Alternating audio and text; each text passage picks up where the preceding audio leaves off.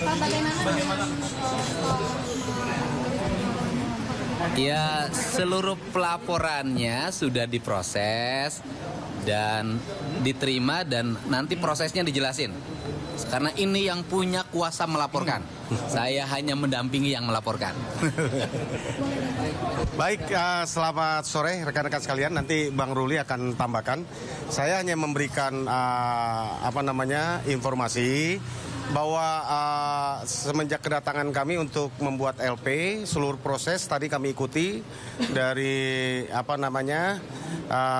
kita melaporkan sampai selesai. Saat ini semuanya sudah diterima dengan bukti-bukti yang kami bawa, semuanya dinyatakan lengkap, gitu ya. Dinyatakan lengkap artinya bahwa apa yang kami laporkan menurut penyidik, ya, karena dikonsulkan ke penyidik, ya, bisa ditindaklanjuti dalam bentuk penyelidikan, ya.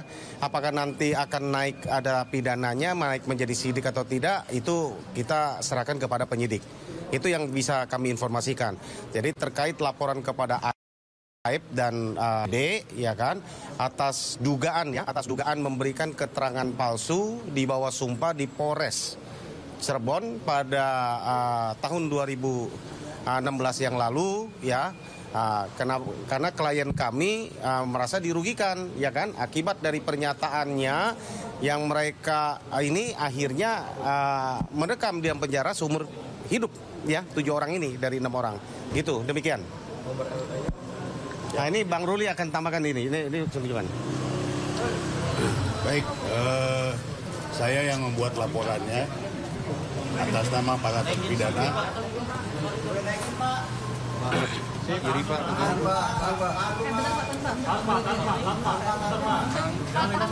Pak, tahan, Pak. Kesini, Pak. Kiri, Pak. Sebentar, Pak. Kiri, Pak. Kanan, Pak. Sini dikit, Pak. Kiri, Pak. Terima kasih. Udah ya? Ya, Pak. Jelaskan, Pak. Nah, jadi betul bahwa hari ini saya membuat laporan atas nama para terpidana. Dan kegiatan ini adalah rangkaian kegiatan yang kami lakukan dalam rangka mencari novum dan bukti-bukti baru. Ke depan masih ada lagi. Nah, jadi mudah-mudahan kalau ini diterima dan terbukti, maka jalan cerita pengadilan itu jadi lain lagi. Nah, itu makanya kita membuat laporan ini. Mudah-mudahan ke depan kita akan diperiksa lagi tentunya, dan mudah-mudahan semua diberi kelancaran. Saya kira itu saja. Pasal yang disangkakan 242 mengenai laporan palsu. Pak, berarti itu tadi kan disebutkan bahwa ini akan jadi novum, ya, Pak. Nah, berarti itu untuk kepentingan PK, ya, Pak, ya? Betul. Kegiatan rangkaian yang kami roadshow yang selama ini kami lakukan kan muaranya nanti di PK. Nah, dalam proses PK itu apakah nanti menunggu hasil dari proses penyidikan ini, atau di saat masih prosesnya, masih proses penyelidikan laporan ini langsung dijadikan novum, Pak? Nanti kita akan diskusikan kan semua kuasa hukum, nanti kita akan putuskan di sana.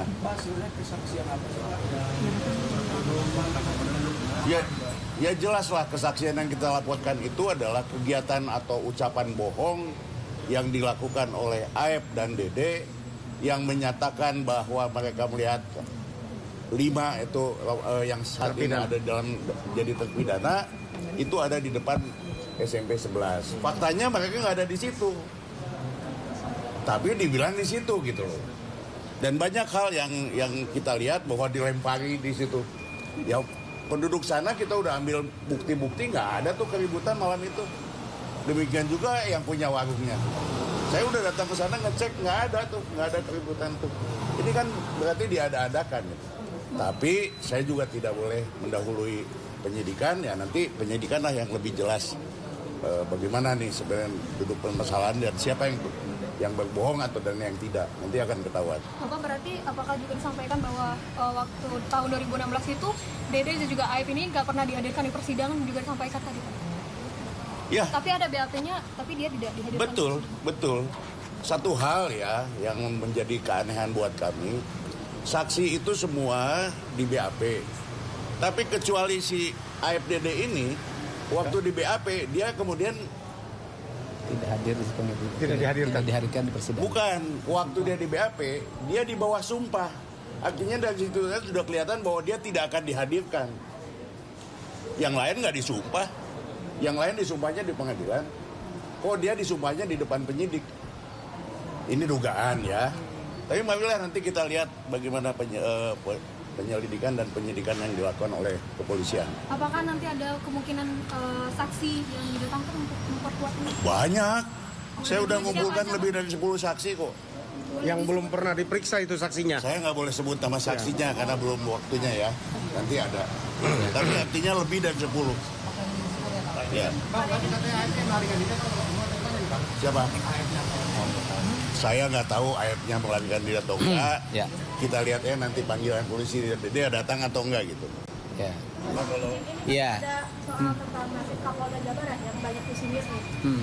Mungkin harus diputarkan atau kebobrokan timnya dalam pengungkapan kasus kita, mungkin Bapak sebagai tokoh masyarakat melihatnya seperti apa sih Pak? Iya, saya hari ini berfokus pada penanganan laporan dugaan sumpah palsu, kesaksian palsu di depan penyidik, ya kan? Karena bukan dilakukan di depan pengadilan, yaitu yang kita duga adalah saudara AF dan saudara Dede. Nah, kemudian tadi bicara persoalan AF tidak ada. Ayahnya itu adalah warga Kabupaten Purwakarta, Kecamatan Pleret, desanya Palinggihan. Rumah ayahnya ada. Dan kemudian AF di mana posisi hari ini bukan kepentingan kita.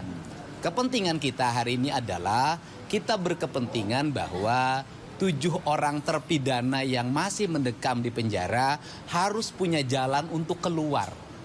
Ya kan? Jalan untuk keluar karena mereka, kalau saya sih sudah menyampaikan, diyakini tidak melakukan perbuatan sebagaimana yang dituduhkan dan didakwakan. Sehingga mereka mendekam di dalam penjara dan tidak main-main seumur hidup. Artinya bahwa dia sampai mati di dalam penjara. Saya melihat bahwa ini adalah peristiwa kemanusiaan yang luar biasa. Orang gitu kan yang dalam pandangan saya setelah melakukan keliling, wawancara, kemudian bicara dari satu ke tempat lain sampai hampir ada 70 dokumen yang saya miliki. Saya tidak tega dan kita tidak boleh membiarkan orang yang tidak bersalah itu harus mendekam di penjara apalagi seumur hidup. Kan ini. Nah, ini adalah cara. Ini cara yang pertama. Pintu masuknya untuk mereka keluar itu adalah dengan PK. PK-nya dilakukan oleh kuasa hukum yang sudah ditangani oleh Peradi.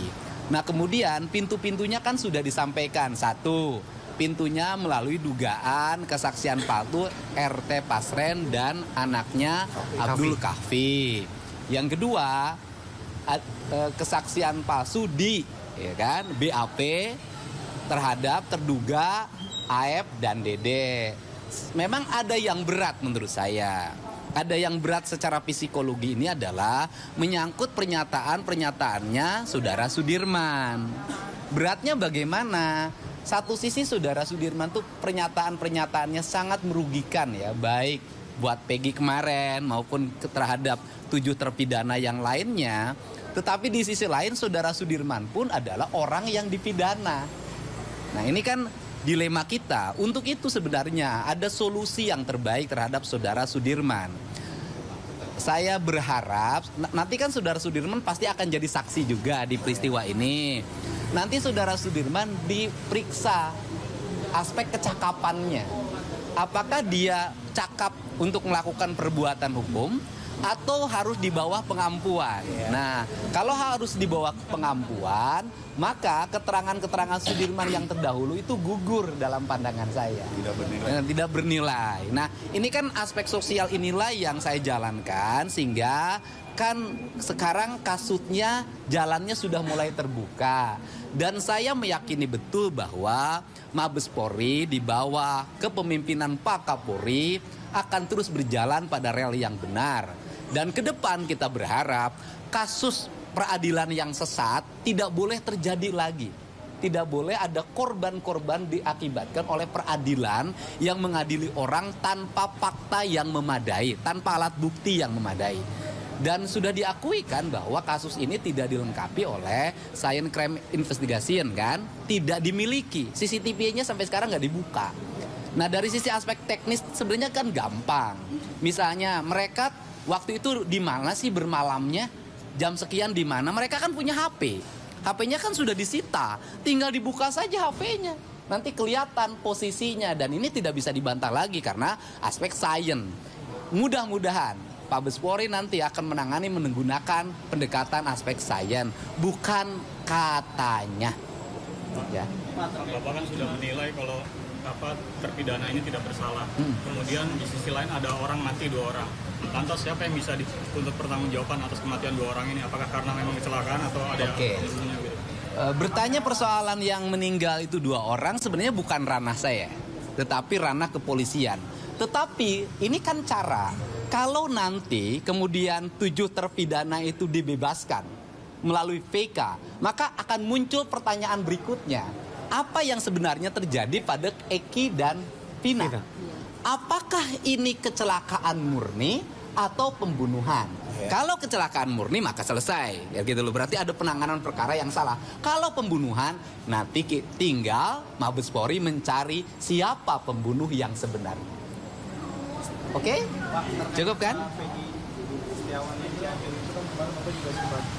Iya. Tes DNA-nya sudah, kemudian hari Senin akan diambil hasilnya dan kuasanya sudah diberikan penuh kepada saya untuk mengambilnya. Jadi mereka sudah tidak mencampuri lagi. Aman itu. Dan kenapa sih PG Cianjur saya lakukan tes DNA? Jangan sampai netizen ini, media sosial kita ini kembangkan cocok logi. Nanti setiap ada namanya Peggy dicurigai, namanya Peggy dicurigai, kan kasihan. Untuk itu saya mengambil langkah untuk saudara Peggy Setiawan putra Pak Cecep dari Pacet Cianjur dilakukan tes DNA atas kesadaran mereka. Sehingga cocok loginya nanti tidak boleh terjadi lagi.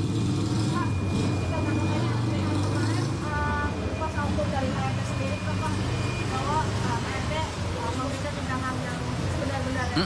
Yang menurut Bapak pandangannya seperti apa? Ya itu kan nanti dibuktikan saja keterangan Partai Pasren itu benar sesuai dengan fakta yang sesungguhnya, tinggal dijelaskan ke penyidik. Nanti kemudian beradu dengan saksi-saksi yang lain.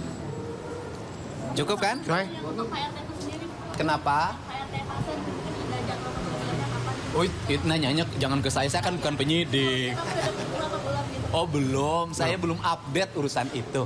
Update-nya adalah hari ini kita belum makan dari pagi. Ya, terima kasih. Sama dong. Ya, terima kasih ya. Ayo, makasih ya. Sama ya.